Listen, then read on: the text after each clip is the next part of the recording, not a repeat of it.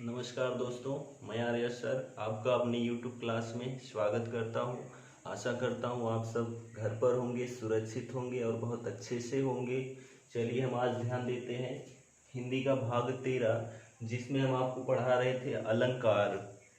ठीक, तो अलंकार की का जो अर्थ होता है या कहाँ से इसकी उत्पत्ति हुई, अलंकार के कितने भेद हैं, उन सब की जानकारी हमने भाग 12 में प्राप्त की थी। ठीक, आज हम भाग 13 में जो है पढ़ेंगे अलंकार का जो पहला शब्द अलंकार का पहला भाग है, यानी पहला जो टॉपिक है वो है अनुप्रास अलंकार। अनुप्रास अलंकार के बारे में हमने जानकारी प्राप्त की थी कि जहां पर वर्णों की आवृत्ति एक निश्चित क्रम में बार बार होती है वो आपका अनुप्रास अलंकार कहलाता है। ठीक है, तो यहाँ पर अनुप्रास अलंकार किसे कहा गया कि जहां पर वर्णों की आवृत्ति एक निश्चित क्रम में बार बार होती है, अनुप्रास अलंकार कहलाता है। और अनुप्रास अलंकार जो होता है वो 5 प्रकार का होता है। हम ध्यान देते हैं, हमने एक ट्रिक जारी की है, ठीक है, जो कि है छवि सुन ले आया। छवि सुन ले आया, तो यहाँ पर छवि सुन ले आया, इसके द्वारा हम याद कर सकते हैं कि जो अनुप्रास अलंकार है वो कितना है, कितने हैं और वो कौन कौन से, उसके द्वारा हम समझ सकते हैं। तो यहाँ पर ध्यान दीजिए, छवि सुन ले आया, तो यहाँ पर जो है छवि, छ से आपका छेकानुप्रास, वी से आपका वृत्यानुप्रास, सुन से आपका श्रुत्यानुप्रास, ले से आपका लाटानुप्रास और आया से आपका अंत्यानुप्रास होता है। जो ये 5 है, छे का अनुप्रास छ से, वी से वृत्यानुप्रास, सुन से श्रुत्यानुप्रास, ले से लाटानुप्रास और आया से आपका अंत्यानुप्रास अलंकार होता है। यहाँ पर अनुप्रास अलंकार 5 प्रकार का होता है। ठीक, छेकानुप्रास, वृत्यानुप्रास, श्रुत्यानुप्रास, लाटानुप्रास और अंत्यानुप्रास अलंकार होता है। जो आपका अनुप्रास अलंकार है वो 5 प्रकार का होता है। चलिए हम ध्यान देते हैं पहला छेकानुप्रास। तो यहाँ पर जो अनुप्रास अलंकार को याद करने का जरिया था वो था छवि सुन ले आया। छवि सुन ले आया, तो छ से छेकानुप्रास, वी से वृत्यानुप्रास, ठीक, सुन से श्रुत्यानुप्रास, ले से लाटानुप्रास और आया से आपका अंत्यानुप्रास अलंकार होता है। चलिए हम पहला बात करते हैं छेकानुप्रास। जो अनुप्रास अलंकार का पहला भेद है वो छेकानुप्रास है। ठीक है, छेकानुप्रास अलंकार। चलिए हम छेकानुप्रास अलंकार के बारे में जानते हैं। तो छेका अनुप्रास अलंकार की परिभाषा ध्यान देते हैं।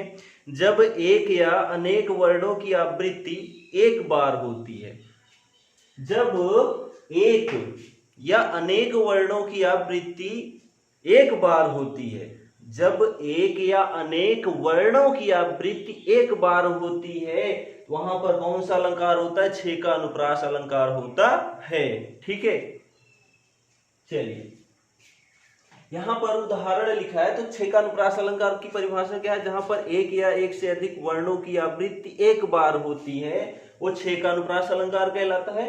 उदाहरण देखते हैं पहला, कहत कत परदेसी की बात।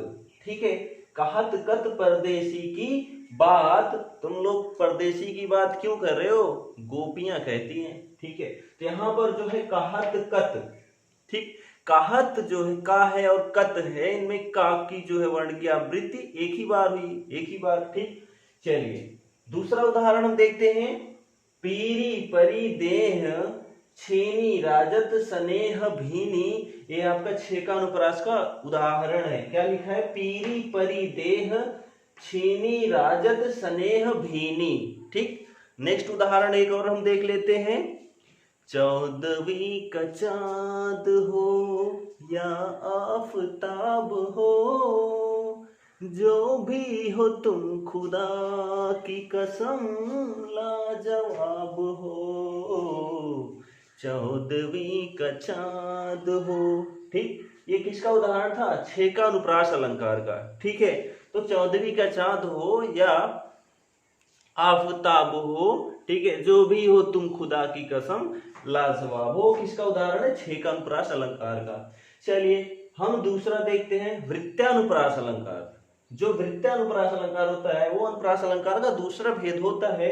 ठीक है। तो वृत्तानुप्रास अलंकार की परिभाषा हम देखते हैं, जहां एक वर्ण की आवृत्ति जो है अनेक बार होती है, जहां पर एक वर्ण की आवृत्ति अनेक बार होती है वो आपका वृत्तानुप्रास अलंकार कहलाता है। ठीक है, जहां पर एक वर्ण की आवृत्ति अनेक बार होती है वृत्तानुप्रास अलंकार कहलाता है। अब ध्यान दीजिए कि जहां पर एक वर्ण की आवृत्ति एक निश्चित क्रम में होती थी अनुप्रास अलंकार कहलाता था। यहाँ पर है कि जहां पर एक वर्ण की आवृत्ति एक से अधिक बार हो, ठीक है, वहां पर वृत्तानुप्रास अलंकार होता है। ठीक, तो उदाहरण देखिए, रघुपति राघव राजा राम पतित पावन सीताराम। ठीक, ये आपका अनुप्रास अलंकार का भी उदाहरण, मतलब ये है कि अनुप्रास अलंकार का उदाहरण हमको देना होगा।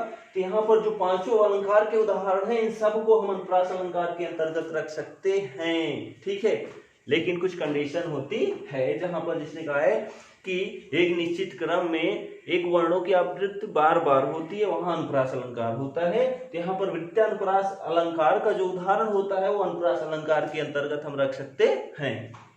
दूसरा उदाहरण देखते हैं, तरन तनुजा तट तमाल तरवर बहु छाए।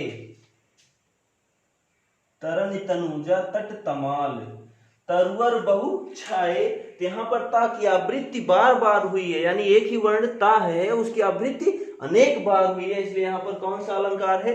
वृत्तानुप्रास अलंकार। हम इसका एक और उदाहरण देखते हैं, चंदन ने चमेली को चम्मच से चटनी चटाई। चंदन ने चमेली को, ठीक है, चम्मच से चटनी चटाई। चंदन ने चमेली को चम्मच से चटनी चटाई। ठीक, या चारों चंद्र की चंचल किरणें, या सुरुचि सुवास सरस अनुरागा, या मुदित महीपत मंदिर आए, सेवक सचिव सुमंत बुलाए। ठीक है, ये सब उदाहरण किसके हैं? वृत्तानुप्रास अलंकार के हैं। ठीक, चलिए, तो ये वृत्तानुप्रास अलंकार क्या हुआ कि जहां पर एक वर्ण की आवृत्ति अनेक बार होती है, वृत्तानुप्रास अलंकार होता है। और जो आपका छेका था उसमें एक वर्ण या एक से अधिक वर्ण की आवृत्ति एक बार होती है, वो आपका छेकानुप्रास होता है।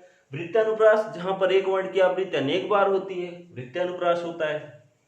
तीसरा देखते हैं, ठीक है, श्रुत्यानुप्रास अलंकार। तीसरा है श्रुत्यानुप्रास अलंकार।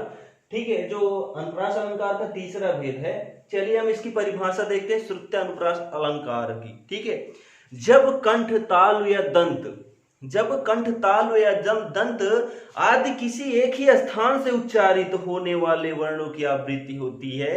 ठीक है, जय कह रहा है कि जब कंठ ताल दंत आदि किसी एक ही स्थान से उच्चारित होने वाले वर्णों को, ठीक है, आवृत्ति होती है। जब दंत ताल कंठ, ठीक है, आदि किसी एक ही स्थान से उच्चारित होने वाले वर्णों की आवृत्ति होती है, वहां पर आपका श्रुत्यानुप्रास अलंकार होता है। यानी दंत, कंठ और तालु, ठीक है, इन जगहों से जो उच्चारित होने वाला वर्ण होता है दंत, कंठ, तालु से, वो आपका श्रुत्यानुप्रास अलंकार होता है। ठीक है, जब दंत, कंठ, तालु आदि एक ही स्थान से उच्चारित होने वाले वर्णों की आवृत्ति को ही श्रुत्यानुप्रास अलंकार कहते हैं। इसका उदाहरण हम देखते हैं, तुलसी सीदत निस दिन देखत तुम्हारी निठुराई। तुलसी सीदत निस दिन देखत तुम्हारी निठुराई, ये किसका उदाहरण है? श्रुत्यानुप्रास का अलंकार का। दूसरा उदाहरण हम देखते हैं, ठीक है, यहां पर लिखा है दूसरा उदाहरण, एक लड़की को देखा तो ऐसा लगा जैसे खिलता गुलाब, जैसे शायर का ख्वाब, जैसे उजली किरण, जैसे बन में हिरन, जैसे चांदनी रात, जैसे नरमी सी बात, जैसे मंदिर में हो एक जलता दिया। एक लड़की को देखा तो ऐसा लगा। है, ये किसका उदाहरण है? श्रुत्यानुप्रास अलंकार का उदाहरण है। ठीक है, एक उदाहरण हम और देख लेते हैं श्रुत्यानुप्रास अलंकार का। दिनांत था थे दीनानाथ डूबते, दिनांत था थे दीनानाथ डूबते, सघेनु आते गृह ग्वाल बाल थे। ठीक है, यहां पर था दिनांत था थे दीनानाथ डूबते, सधेनु आते गृह ग्वाल बाल थे। ये किसका उदाहरण है? श्रुत्यानुप्रास अलंकार का उदाहरण है। ठीक है, तो श्रुत्यानुप्रास में क्या होता है कि जब कंठ, ताल और दंत एक ही स्थान से उच्चारित होने वाले वर्णों की आवृत्ति होती है, वो आपका क्या कहलाता है? श्रुत्यानुप्रास अलंकार कहलाता है। ठीक, चलिए हम नेक्स्ट देखते हैं लाटानुप्रास अलंकार। जो अनुप्रास अलंकार का चौथा भेद है वो है लाटानुप्रास अलंकार होता है। इसकी हम परिभाषा देखते हैं। ठीक है, जहां पर एक शब्द कई बार आए और पर उसका अर्थ जो होता है एक ही हो, ठीक, पर वाक्य का अर्थ बदल जाए, वहां लाटानुप्रास अलंकार होता है। कह रहा है कि जहां पर एक शब्द एक ही बार आए, ठीक, जहां पर लाटानुप्रास अलंकार में क्या होता है, जब एक शब्द कई बार आए, ठीक है, और उसका अर्थ जो होता है एक ही हो, ठीक, लेकिन पर वाक्य का अर्थ बदल जाए। कह रहा है कि जहां पर एक ही शब्द कई बार आए और उसका अर्थ एक ही हो पर वाक्य में अर्थ उसका बदल जाए। एक शब्द कई बार आए, ठीक है, और उसका अर्थ एक ही हो लेकिन वाक्य में अर्थ उसका बदल जाए, वो आपका क्या कहलाता है? लाटानुप्रास अलंकार कहलाता है। ठीक, इसका उदाहरण हम देखते हैं। वही मनुष्य है कि जो मनुष्य के लिए मरे, वही मनुष्य है कि जो मनुष्य के लिए मरे। ठीक है, कह रहा है कि वही मनुष्य है कि जो मनुष्य के लिए मरे, वो क्या कहलाता है? आपका लाटानुप्रास अलंकार कहलाता है। दूसरा उदाहरण देखते हैं। पूत सपूत तो क्यों धन संचय, पूत कपूत तो क्यों धन संचय। कह रहा है जब बेटा जो है अच्छा बेटा रहेगा तो उसके लिए धन की आवश्यकता नहीं है। अगर वो खराब बेटा हो गया यानी कपूत हो गया, ठीक है, तो उसके लिए भी धन संचित की आवश्यकता नहीं है। अगर अच्छा है तो कमा खा लेगा, अगर बुरा है तो जो धन है वो बर्बाद कर डालेगा। इससे बढ़िया है दोनों स्थिति में जो है उसको धन की आवश्यकता नहीं होनी चाहिए। यानी माता पिता को जो है बेटे के लिए धन की आवश्यकता देनी नहीं चाहिए। क्यों? क्योंकि ये कह रहा है कि जब पूत सपूत है यानी अच्छा पुत्र है तो धन कमा के खा सकता है। अगर पुत्र जो है कपूत हो गया यानी अच्छा नहीं है तो धन जो है वो बेकार कर डालेगा, उसका कोई उपयोग नहीं कर पाएगा। ठीक है, इसलिए दोनों स्थिति में जो है वो धन को संचित नहीं करना चाहिए। ठीक, नेक्स्ट देखते हैं, तीसरा उदाहरण देखते हैं लाटानुप्रास अलंकार का। ध्यान दीजिएगा।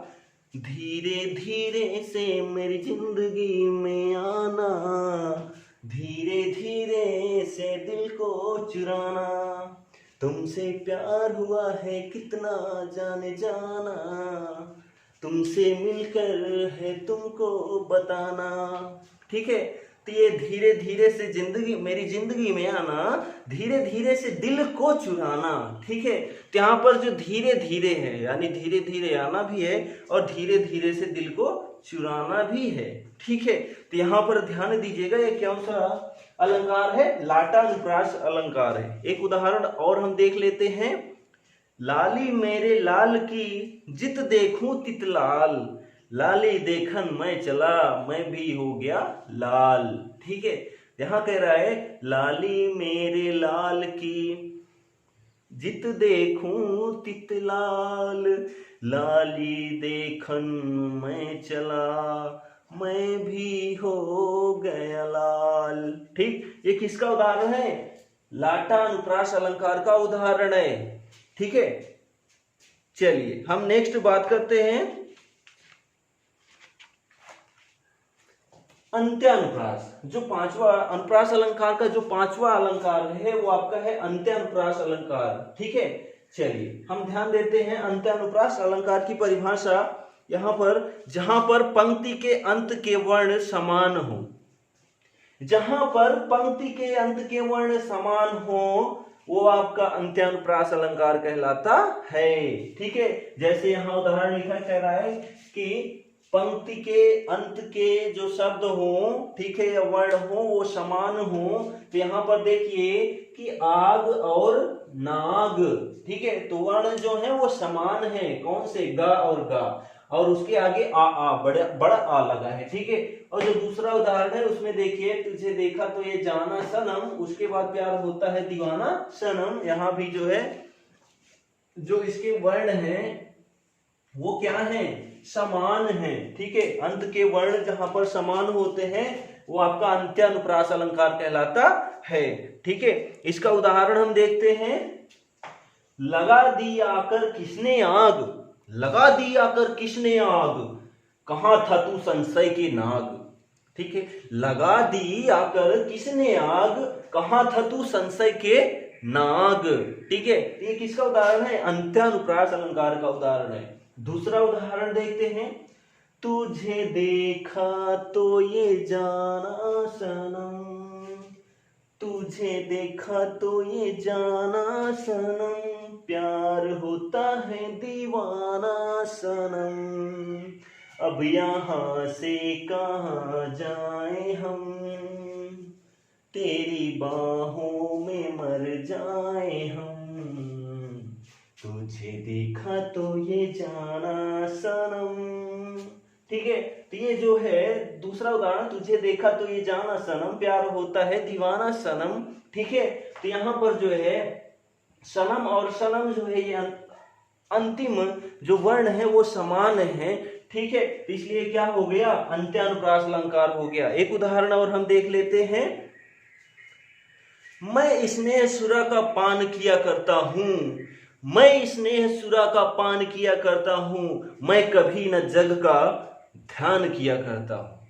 उदाहरण ध्यान दीजिएगा, कह रहा है कि मैं स्नेह सुरा का पान किया करता हूं, मैं कभी न जग का ध्यान किया करता हूं।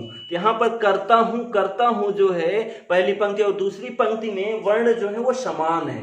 ठीक है, अंतिम वर्ण जो है वो समान है, करता हूं, इसलिए क्या हुआ, अंत्यानुप्रास अलंकार हुआ। ठीक है, चलिए अब हम बात करते हैं, हमने अनुप्रास अलंकार के पांचों भेद पढ़ लिए, जिसमें छेकानुप्रास, वृत्तानुप्रास, श्रुत्यानुप्रास, लाटानुप्रास और अंत्यानुप्रास, ये 5 हैं। ठीक है, इसके बाद जो होते है नेक्स्ट भाग 14 में हम जो है इसके बाद अनुप्रास अलंकार के बाद जो अलंकार है शब्द अलंकार के भेद, हम उनकी जानकारी प्राप्त करेंगे, जैसे कि यमक अलंकार, श्लेष अलंकार, वक्रोक्ति अलंकार, पुनरुक्ति प्रकाश अलंकार और वीप्सा अलंकार, इन सब बारे में जानकारी प्राप्त करेंगे। ठीक है, तो चलिए एक बार इसमें फिर से ध्यान दे देते हैं, सभी की परिभाषा ध्यान दीजिएगा। तो यहाँ पर छेकानुप्रास किसे कहते हैं, यहाँ पर जब एक या एक से अधिक वर्णों की आवृत्ति एक बार होती है।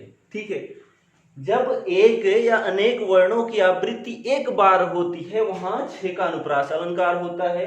ठीक, वृत्तानुप्रास अलंकार क्या होता है, जब एक वर्ण की आवृत्ति अनेक बार होती है, जहां पर एक वर्ण की आवृत्ति अनेक बार होती है वो आपका क्या कहलाता है, वृत्तानुप्रास अलंकार।